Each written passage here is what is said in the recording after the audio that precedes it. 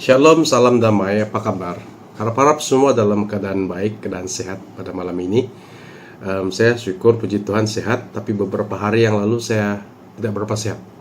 Saya tidak berapa sehat sebab saya keracunan makanan. Aduh, cirit-birit, muntah, tidak mood mau makan, dan sebagainya. Tapi saya melihat itu sebagai satu momen untuk saya refleksi diri saya, supaya saya mensyukuri keadaan sehat itu. Kadang-kadang kita lupa bahwa sihat itu adalah satu anugerah daripada Tuhan.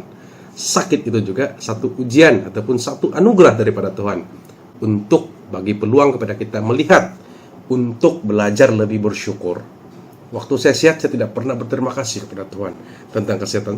Kita berterima kasih kepada Tuhan, tapi kita tidak pernah berpikir dengan dalam yang Tuhan, terima kasih hari ini saya sangat-sangat sehat. Terima kasih. Saya tidak pernah begitu. Tapi bila saya sakit, saya pikir, Tuhan, saya sakit, kasih sehatlah saya. Baru kita menginginkan kesehatan itu, yang mana selalu karena beri secara percuma kepada kita, tanpa kita syukuri. Jadi kalau kawan-kawan sehat, syukur puji Tuhan. Kalau sakit, syukur puji Tuhan. Anda sedang diberikan peringatan oleh Tuhan. Ingat, sehat itu mahal. Sehat itu anugerah daripada Tuhan. Sakit ini supaya kau ingat, sehat itu mahal, dia bilang. Anyway, itu orang bilang cerita yang bahkan cerita pembukaan lebih itu. Oke, hari ini nama saya Max, macam moderator sudah cakap tadi.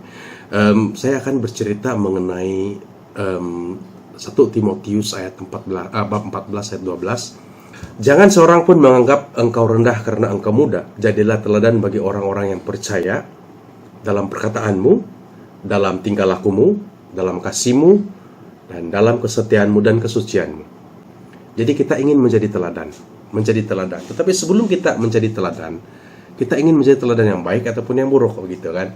Nah, sebagai umat Kristen sudah tentu kita ingin menjadikan diri kita ini sebagai teladan yang baik. Sebagai manusia, apapun agama, kita harus menjadi manusia yang baik. Tetapi sebagai Christ believer ataupun penganut kepada yang mempercayai Kristus, maka sabda Tuhan itulah yang menjadi teladan kita. Dan bagi saya, mudah untuk kita melihat teladan-teladan apa yang perlu kita lakukan dalam kehidupan kita. Kita cuma merujuk kepada sabda-sabda Tuhan dalam Alkitab itu. Di sana lengkap guideline untuk hidup. Untuk hidup secara baik, untuk diri sendiri dan untuk orang sekeliling kita. Apabila kita mengikuti sabda dalam Tuhan, dalam Alkitab itu, banyak sana yang kita boleh belajar, yang boleh menjadikan dunia ini sebenarnya aman damai. Cumanya ramai yang gagal melihat ini sebagai satu guidance ataupun guidance tuh cara hidup yang baik dalam dunia ini. Tapi tidak apa, itulah dunia kan, macam-macam ada dia punya cabaran. Ya. So, sebagai anak muda, saya rasa diri saya masih muda lagi lah. Masih 30-an kan. Jadi saya anggap diri saya masih muda lah kan. Actually, ya, kita semua muda ya. So, apa yang saya ingin jadikan diri saya sebagai teladan? Ingin jadikan diri saya sebagai teladan. Tidak, apa yang ingin saya kongsikan pada malam ini adalah bagaimana Yesus telah menjadi teladan bagi saya dalam kehidupan saya. Kita kena tahu usia Yesus ketika dia disalibkan adalah berapa? 33 tahun kan, kalau saya tidak silap. Meaning to say, dia sangat-sangat muda. Dia sangat-sangat muda. Tapi apa dia punya impact? Dia telah memberi, dia punya leadership atau kepemimpinan Tuhan Yesus itu merata di seluruh dunia. Pada ketika dia 33 tahun, ramai orang telah mendengar sabda dan firman dia. Ramai orang sampai pada hari ini masih mengikuti kata-kata seorang Tuhan yang berusia 33 tahun. Seorang Tuhan yang pernah menjadi manusia. Pada hari itu 33 tahun siapa? He's very young. So sebagai anak muda kan, ya tidaklah kita menjadi Tuhan kan, tidaklah kita menjadi Tuhan. Cumanya kita tidak harus merendahkan diri kita apabila kita bergaul dengan orang-orang lain untuk menyuarakan kebenaran, begitu Pak. Dan menyuarakan kebenaran ini terbagi kepada pelbagai hal. Kepimpinan, dalam gereja, dalam keluarga, dalam masyarakat, dalam community, dalam apa juga sekali hal, dalam kerja kita pun. Kita boleh menegakkan keadilan. Sebagai anak muda, kita hanya bersuara. Kita boleh bersuara, tetapi dengan cara yang sopan lah bahkan. Janganlah kau Kau ingat kau tua, kau pandai kah? Janganlah begitu bahkan. Ya, dalam kita berusaha untuk menegakkan kebenaran, kita harus seiring dengan kesopanan dan kesusilaan. Itu pelembagaan kita punya negara, betul tidak? Jadi, apalagi teladan yang kita nampak daripada Tuhan, yang saya selalu ikut, saya coba untuk ikut, itu mengampuni. Mengampuni. Dalam Alkitab telah mengatakan, dia mudah mengampuni. Lukas 23:34. Dia mudah mengampuni. Ini dalam tulisan. Dan dalam bentuk tindakan, Tuhan itu mengampuni orang yang menyalibkan dia. Aduh, kalau saya maki-maki barangkali. Kalau dapat maki, kalau bukan menangis lagi karena salib. Tapi Tuhan itu luar biasa, dia kena salib. Doa dia kepada Allah Bapa di surga apa? Tuhan ampunilah mereka tidak tahu apa yang orang sedang buat ini, Tuhan. Kita baru kena tipu sikit-sikit, kita baru kena pukul sikit-sikit, kena fitnah sikit-sikit. Kita rasa macam mau memaki 7 keturunan kita maki. Saya pun begitu. Tapi akhirnya bila sudah cool down, baru kita mulai untuk berpikir. Dan Tuhan ampunilah saya, kau kan mudah mengampuni. Begitu. Kita manusia yang lemah. Tapi jangan jadikan alasan itu untuk terus jatuh. Tuhan juga lemah, dia bilang. Tuhan dia tidak, dia takut, tapi dia serahkan segala-galanya kepada Allah Bapa di surga melalui apa? Melalui doa. So itu yang kita boleh teladani daripada Tuhan, dan itu yang saya sedang buat. Saya menjadikan itu sebagai pegangan hidup saya. Coba untuk mudah mengampuni. Syukur ketika awet muda, sebab mudah mengampuni. Percaya cakap saya. Bukan percaya cakap saya, percaya sabda Tuhan. Mudah mengampuni akan menjadikan kita lebih bahagia. Betul cakap saya.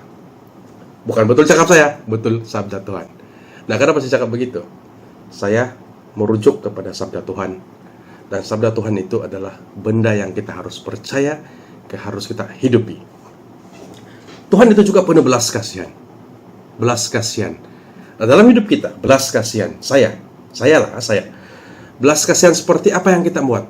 Adakah belas kasihan itu terhad kepada orang sekeliling kita? Kepada keluarga kita saja, orang sekeliling kita saja. Kalau sepupu saya lapar, saya kasihan. Kalau saudara saya tidak pakaian, saya kasih beli pakaian supaya dia tidak sejuk. Adakah itu belas kasihan? Adakah itu belas kasihan yang sempurna? Sudah tentu tidak ada belas kasihan yang sempurna selain daripada belas kasihan daripada Allah Bapa di surga kepada kita di bumi ini. Tetapi kita pun yang di bumi ini, kita harus berbelas kasih dengan lebih dalam kepada orang dan sekeliling kita. Bukan hanya di dekat-dekat kita, tapi orang yang jauh daripada kita. Kita harus berbelas kasihan.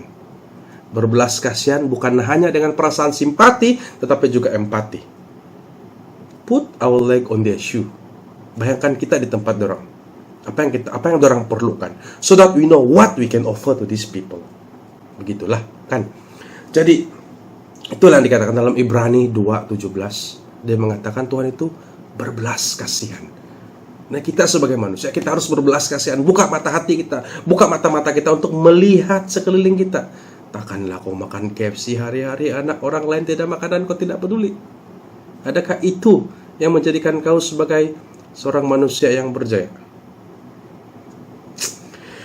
Senantiasa mengasihi, sama juga berbelas kasihan, mengasihi. Kita mengasihi orang kita normal, kita mengasihi keluarga kita itu normal, sebab kita mengasihi dia, orang mengasihi kita itu normal. Bagaimana pula dengan kita mengasihi musuh kita? Itu luar biasa. Karena apa? Karena musuh tidak akan mencintai kita. Kita mencintai musuh itu adalah sesuatu yang luar biasa, dan kita harus coba untuk melakukan itu. Kalau boleh jangan ada musuh lah. Tapi kadang-kadang dalam dunia ini, inilah kehidupan yang kita sedang hidupi. Apabila kita menjadi seseorang, akan ada orang-orang yang tidak suka dengan kita, malah menganggap mereka itu sebagai musuh kita. Jangan kita jadikan dia orang itu sebagai musuh kita jadikan sebagai orang yang belum jadi kawan kita. Dan kita berusaha untuk menjadikan mereka itu sebagian daripada circle dalam kehidupan kita, sebagian daripada kawan-kawan kita. Ya. Dan dia lembut hati. Ini paling susah untuk saya teladani. Lembut hati oke, no problem, tapi sabar kan. Kadang-kadang, especially sebagai kita ini berkeluarga. Saya ada istri, saya ada 2 orang anak. Saya kadang-kadang boleh sabar, kadang-kadang hilang sabar. Dan itu normal. Bagi saya itu normal, sekurang-kurangnya lah. Especially anak saya masih kecil, dua-dua lelaki. Aduh, kadang-kadang saya punya mulut. Ya, kurang ajar punya mulut juga. Tapi apa yang coba saya sampaikan di sini, ini adalah ujian-ujian yang kita hadapi kan, untuk menjadi lebih sabar. Dan kita tidak harus cemerlang dalam setiap ujian yang Tuhan bagi kita. Kita tidak harus cemerlang. Ada masanya kita akan jatuh, ada masanya kita akan survive dalam ujian itu. Tapi ingat, kita berusaha untuk menjadi yang terbaik. Kita berusaha, dan kalau kita lemah, kita gagal hari ini, kita coba lagi, kita perbaiki, kita refleksi diri, dan think how we can do better in the future. So that is, orang bilang yang saya coba teladani daripada Yesus lah, bersabar. Itu yang saya sangat-sangat perlu belajar sekarang. Saya saya bukan cepat marah juga, macam saya cakap sebelum ini. Cumanya kadang-kadang memang saya tidak boleh bersabar. Kalau begitu, especially kalau masa atau kan, saya sangat-sangat strict on timing. So kalau lambat sedikit saya agak marah. But it is what it is lah. So dalam kehidupan kita sebagai umat Kristen, kita ini adalah gereja. Bukan yang tempat kita pergi sembahyang itu adalah bangunan lah kan, itu bangunan gereja, kita panggil bangunan gereja. But the real church, pada pandangan saya dan pada pandangan gereja Katolik, itu adalah diri kita sendiri. We are the church. Kita adalah mezbah Tuhan. Tuhan itu hidup dalam kita, dan kita harus berada di luar sana menunjukkan kepada dunia bahwa kita adalah gereja Tuhan. Bagaimana untuk melihatkan kita ini adalah gereja Tuhan? Melakukan firman-Nya. Seperti yang dalam Alkitab mengatakan, iman tanpa tindakan itu adalah iman yang mati. Sama juga kita boleh buat forum seperti ini, kita boleh baca Alkitab banyak-banyak, tebal semua Alkitab kita baca, ikut itu doa, ikut ini doa. Akhirnya apabila kita berada di luar sebagai seorang masyarakat, sebagai seorang bos di tempat kerja, sebagai seorang kuli di tempat kerja, sebagai seorang peniaga, sebagai individu luar daripada gereja, Anda bersifat sombong, Anda bersifat angkuh, maka sia-sialah semua yang kita buat kan.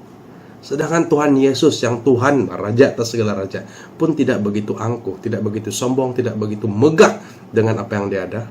Apalagi kita yang akan mati, kurang dari 100 tahun mati, karena kubur dalam tanah, karena makan biawak, karena mau ego, karena mau tinggi diri kan. So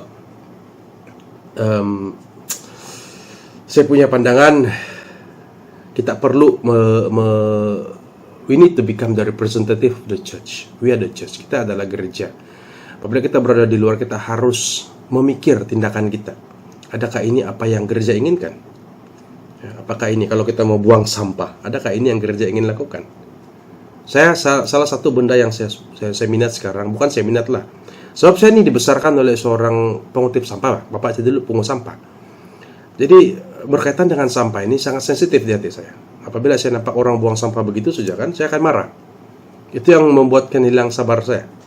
Sebab apa? Sebab orang buang sampah begitu, dan bapak saya dan kawan-kawan dia akan pungut sampah. So it doesn't sound good to me lah. Satu penghinaan untuk saya kan. Jadi kalau mau buang sampah, is it something that God want you to do? Tidak kan? So kita pikir, apa yang kita mau buat? Kalau kita mau kaya, kita kerja butuh banyak duit, simpan di bank beribu-ribu, tidak tolong orang. Adakah itu gereja ingin lakukan? Adakah itu yang Tuhan ingin Anda lakukan? Saya rasa tidak. Jadi kita sebagai umat Kristen, kita kena menjadi teladan kepada diri kita. Dan tema untuk bicara sabar ini sangat baik. Pimpin diri, pimpin keluarga. Saya sangat tertarik sebab sebenarnya kan, kita selalu ingin melihat dunia yang lebih bagus. Kita selalu ingin melihat dunia yang lebih tenang, lebih cantik, lebih bahagia, lebih mendamaikan, lebih aman semua kan. Tapi kita ingin melihat. In order for us to change the world, we need to change ourselves. Nah, untuk melahirkan, untuk mencipta satu environment dunia yang aman itu, semua manusia perlu memikirkan keamanan. Dan semua manusia itu termasuk kau dan saya.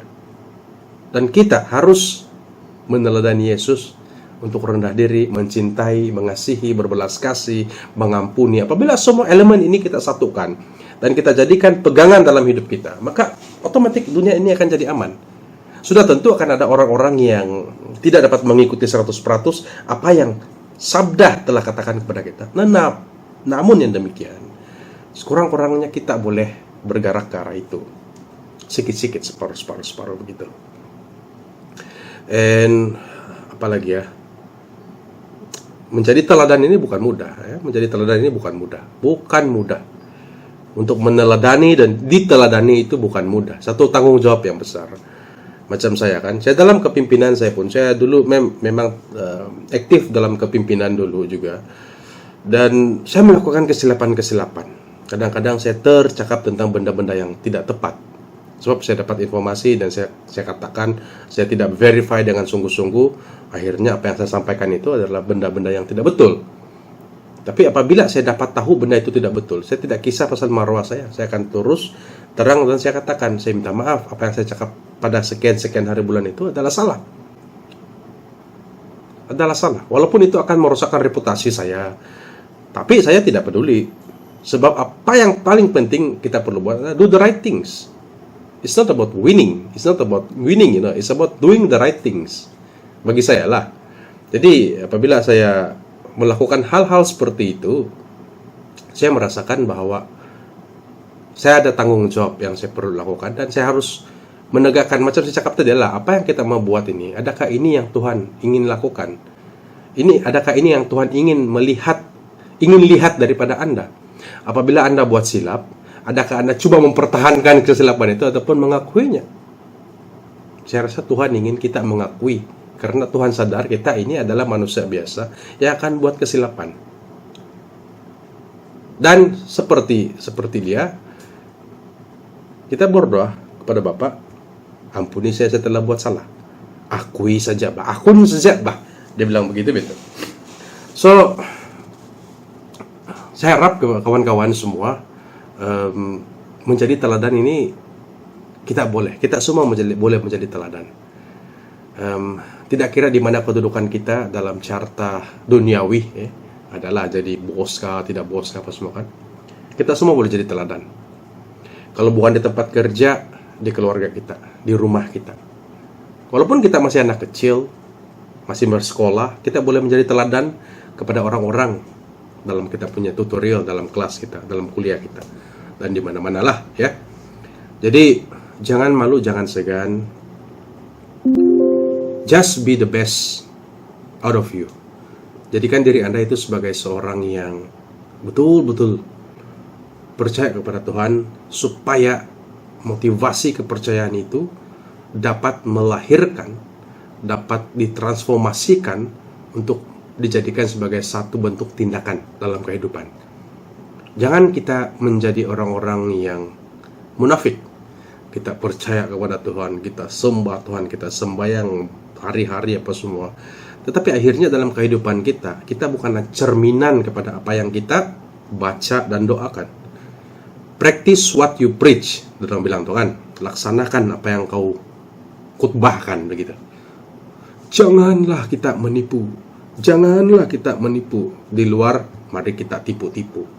Tidak boleh begitulah kan. So again, saya punya perkongsian tidak panjang. Saya lebih berminat kepada Q&A. Nanti kalau ada Q&A, kita boleh bercerita lebih lanjut, kita boleh luangkan masa lebih panjang di dalam question and answer. Saya rasa itu akan lebih bermanfaat, saya rasa lebih berbaloi, sebab perbincangan apabila dua arah perbincangan itu lebih menarik lah, kalau saya lebih inklusif berbanding dengan saya satu orang bercakap macam saya ini pandai kan. So dipendekkan cerita beginilah, kita adalah cerminan kepada gereja, kita adalah cerminan kepada sabda Tuhan.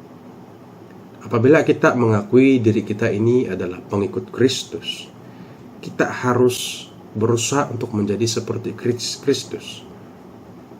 Ya, ku mau jadi seperti Kristus. Ku mau lakukan kehendak Kristus. Itu yang kita coba lakukan. Apabila kita ingin membuat keputusan-keputusan dalam kehidupan kita, libatkan Kristus, libatkan Tuhan dalam doa. Libatkan Tuhan, adakah ini cara yang terbaik untuk saya keluar daripada permasalahan ini? Tuhan, adakah ini cara yang terbaik untuk saya maju terus ke hadapan? Libatkan Tuhan. Sebab pada akhirnya arah kehidupan kita ini, orientasi kompas kehidupan kita ini, the true note of our life is heaven, surga. Untuk kita mencapai matlamat untuk sampai ke surga ini, dia punya map, dia punya peta itu, dia punya direction, dia punya guide itu adalah sabda Tuhan. Jadi ringkas saja perkongsian saya. Saya rasa kita akan bercerita lebih lanjut pada sesi soal jawab nanti, karena itu yang akan bagi saya lebih suka di sana lah. Oke, terima kasih. Kembali kepada moderator.